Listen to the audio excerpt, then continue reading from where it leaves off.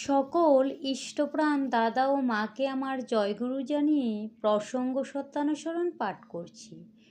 বিশ্বাস পেকে গেলে কোনো বিরুদ্ধভাবেই তাকে টলাতে পারে না। প্রশ্ন তুললেন শ্রীকণ্ঠদা। বিশ্বাস পেকে যাওয়া কেমন? সতীশদা। বিরুদ্ধ ভাব যখন বিশ্বাসকে টলাতে পারে না। শ্রী শ্রী পিতৃদেব।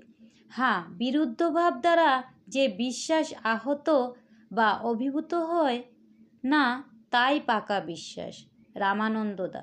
আজ্ঞে, আমরা বলে থাকি পাকা বাড়ি, পাকা মেজে, সেরূপ পাকা বিশ্বাস। শ্রী শ্রী পিতৃদেব। হ্যাঁ, বিল্ডিংয়ের পাকা বাড়ির বেলাও ওই রকম, যা সহজে ভাঙে না। পাকা বিশ্বাসীর বিশ্বাসও ভাঙে না, কোনো কিছুতেই অভিভূত হয় না সে। আজকে আমার প্রসঙ্গ সত্যানুসরণ পাঠ এতটুকুই। সকল ইষ্টপ্রাণ দাদা ও মাকে আমার জয়গুরু জানাই।